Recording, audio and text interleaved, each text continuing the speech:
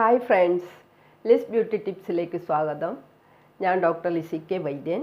ഇന്നത്തെ എൻ്റെ വീഡിയോ സൺസ്ക്രീനിനെ കുറിച്ചാണ്. ഒത്തിരിയും സംശയങ്ങൾ ചോദിച്ചിട്ടുണ്ട്. ഇത് കുട്ടികൾക്ക് ഉപയോഗിക്കാവോ, ഇത് SPF എത്ര ഉപയോഗിക്കാം, ഇതിനകത്ത് കെമിക്കൽസ് ഉണ്ടോ, ആയുർവേദിക് സൺസ്ക്രീൻ ഉണ്ടോ എന്നൊക്കെ ചോദിച്ച് ഒത്തിരിയും ക്വസ്റ്റ്യൻസ് ഞാൻ കണ്ടായിരുന്നു. അതിനുള്ള റിപ്ലൈ ആണ് കേട്ടോ ഇത്. അപ്പോൾ സൺസ്ക്രീനിൻ്റെ ഗുണങ്ങൾ, മെറിറ്റ്സ് എന്താണെന്ന് വെച്ച് കഴിഞ്ഞാൽ, നമ്മുടെ സ്കിന്നിനെ സൂര്യൻ്റെ UVA റേസിൽ നിന്നും UVB റേസിൽ നിന്നും സംരക്ഷണം കൊടുക്കുന്നതിനാണ് നമ്മൾ സൺസ്ക്രീൻ ഉപയോഗിക്കുന്നത്. അപ്പോൾ ഈ സംരക്ഷണം കൊടുക്കാൻ ഉപയോഗിക്കുന്ന കെമിക്കൽ, അതായത് പാർട്സോൾ എന്നാണ്, വ്യാപാരനാമത്തിലാണ് അത് അറിയപ്പെടുന്നത്. ഇത് പാശ്ചാത്യ നാടുകളിൽ കണ്ടുപിടിച്ചതിന് ശേഷമാണ് ഇത്രയും ഒരു ഡെവലപ്മെൻറ്റ് ഈ ഏരിയയിൽ വന്നത്. അപ്പോൾ ഇതിനകത്ത് കെമിക്കലുണ്ട് എന്നുള്ളത് ശരി തന്നെയാണ്. കെമിക്കൽ ഇതിനകത്ത് അടങ്ങിയിട്ടുണ്ട്. ഈ കെമിക്കൽ നമ്മുടെ സ്കിന്നിന് ഹാനികരമാണ് താനും, അതും നമ്മൾ മനസ്സിലാക്കണം. കാരണം ഈ സൺസ്ക്രീൻ എന്ന് പറഞ്ഞു കഴിഞ്ഞാൽ നമ്മൾ ഒറ്റ പ്രാവശ്യം അപ്ലൈ ചെയ്താൽ തീരുന്നതല്ല.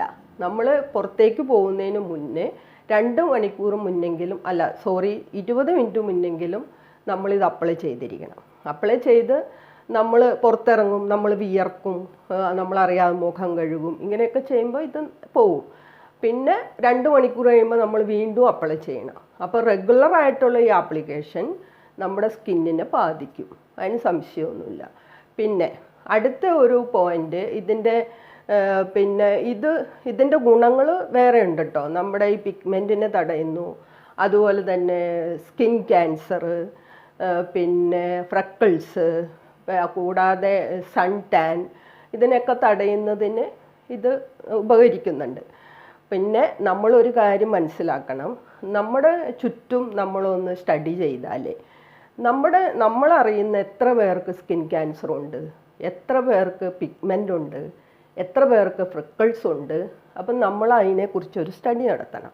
സ്റ്റഡി നടത്തിക്കഴിഞ്ഞാൽ നമുക്ക് മനസ്സിലാവും നമ്മുടെ സ്കിന്ന് വെള്ളക്കാരുടെ സ്കിന്നിനേക്കാൾ ഹെൽത്തി എന്ന് നമുക്ക് മനസ്സിലാവും. നമുക്ക് അതിൻ്റെ ആവശ്യകത എത്രയുണ്ടെന്ന് നമുക്ക് മനസ്സിലാവും.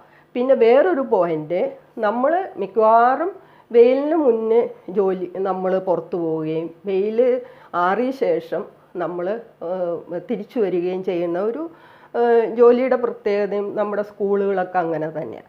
അപ്പോൾ ചോദിക്കും, വീടിൻ്റെ അകത്തിരുന്നാലും സൂര്യകിരണങ്ങൾ നമ്മളെ ഹാനികരമാണ്, വീടിൻ്റെ അകത്തിരുന്നാലും നമുക്ക് ദൂഷ്യം ചെയ്യും. അപ്പോൾ അതിനായിട്ട് നമ്മുടെ വീട്ടിൽ ഒത്തിരി നാച്ചുറൽ റെമഡീസ് ഉണ്ട്. നമ്മുടെ കോക്കനട്ട് ഓയിൽ, ബദാം ഓയിൽ, ഒലിവ് ഓയിൽ, ഇതെല്ലാം ഒരു സൺസ്ക്രീനായിട്ട് പ്രവർത്തിക്കും, അതിന് സംശയമൊന്നുമില്ല. അപ്പോൾ നമ്മൾ ഈ പുറത്തു പോകുമ്പോൾ നമ്മുടെ ആ ടൈമിന്, നമ്മുടെ ഒരു ടൈമിംഗ് അനുസരിച്ച് നമുക്ക് SPF 15 സത്യം പറഞ്ഞാൽ അത് മതി, മനസ്സിലായോ? അപ്പോൾ ഈ SPF 15 തന്നെ 93% സൺ പ്രൊട്ടക്റ്റീവ് ഫാക്ടർ അടങ്ങിയിട്ടുണ്ട്.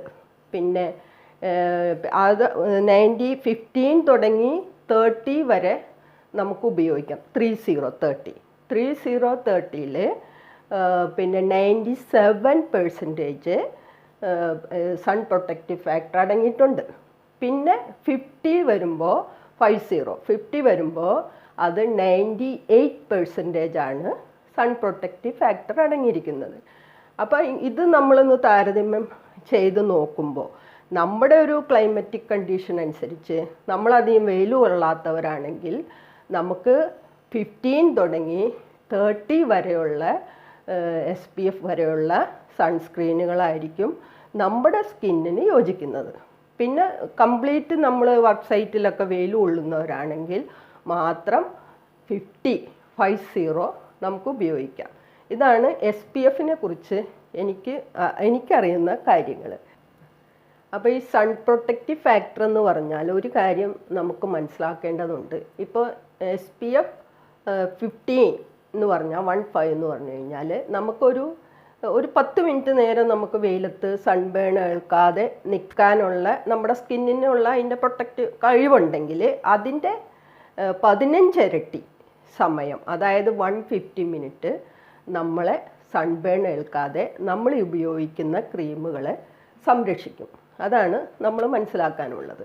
അപ്പോൾ അതാണ് SPFനെ കുറിച്ച് എനിക്ക് പറയാനുള്ളത്. പിന്നെ അടുത്തതായിട്ട് കുറേ പേര് ചോദിച്ചിട്ടുണ്ട്, ഈ കുഞ്ഞുങ്ങൾക്ക് ഇത് ഉപയോഗിക്കാവോ എന്ന് കുറേ പേര് ചോദിച്ചിട്ടുണ്ട്. അപ്പോൾ അതിന് എനിക്ക് പറയാനുള്ള റിപ്ലൈ എന്താണെന്ന് വെച്ച് കഴിഞ്ഞാൽ, കുഞ്ഞുങ്ങൾക്ക് സത്യം പറഞ്ഞാൽ കോൾഡ് ക്രീം മതി.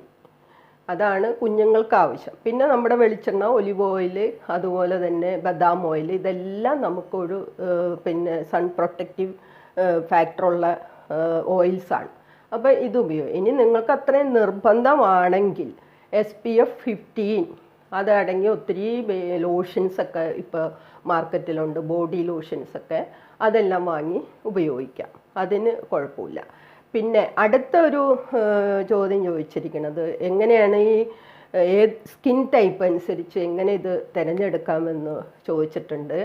അപ്പോൾ നമ്മൾ തിരഞ്ഞെടുക്കേണ്ടത് പിന്നെ നമ്മുടെ ഓയിലി സ്കിന്നാണെങ്കിൽ നമുക്ക് ജെൽ ബേസ്ഡ്, ഓയിൽ സ്കിന്നിന് ഒത്തിരി അവരിറങ്ങുന്നുണ്ട്, ഓയിൽ ബേസ്ഡ് അത് എന്നൊക്കെ പറഞ്ഞ് ഒത്തിരി ഇറങ്ങുന്നുണ്ട്, ജെൽ ബേസ്ഡ്. അപ്പം നമുക്ക് ജെൽ ബേസ്ഡാണ് ഓയിലി സ്കിന്നിന് എപ്പോഴും നല്ലത്. പിന്നെ പിന്നെ നോർമൽ ടു ഡ്രൈ സ്കിന്നിന് വേണ്ടത് പിന്നെ ലോഷൻ രൂപത്തിലുള്ളതായിരിക്കും അവർക്ക് നല്ലത്. പിന്നെ വല്ലാണ്ട് ഡ്രൈ ഏജിങ് സ്കിന്നാണെങ്കിൽ മോയ്സ്ചറൈസർ പ്ലസ് നമുക്ക് കിട്ടും, സൺസ്ക്രീൻ കിട്ടും, അതായിരിക്കും നല്ലത്. പിന്നെ സെൻസിറ്റീവ് സ്കിന്നുകാർക്ക് മിനറൽ ബേസ്ഡ് അവർക്ക് നല്ലതാണ്. പക്ഷേങ്കിൽ പിന്നെ നിങ്ങൾ പ്രോബ്ലം സ്കിന്നായതുകൊണ്ട് തന്നെ ഡോക്ടറുടെ പ്രിസ്ക്രിപ്ഷനോട് കൂടി മാത്രം ഇത് വാങ്ങിയാൽ മതി. അതാണ് എനിക്ക് സ്കിൻ ടൈപ്പിനെ കുറിച്ച് പറയാനുള്ളത്. പിന്നെ നമുക്ക് നോർമലായിട്ട് എല്ലാവർക്കും ഉപയോഗിക്കാൻ പറ്റുന്ന ഇതാണ് അരോമ മാജിക്കിൻ്റെ SPF 30 P++.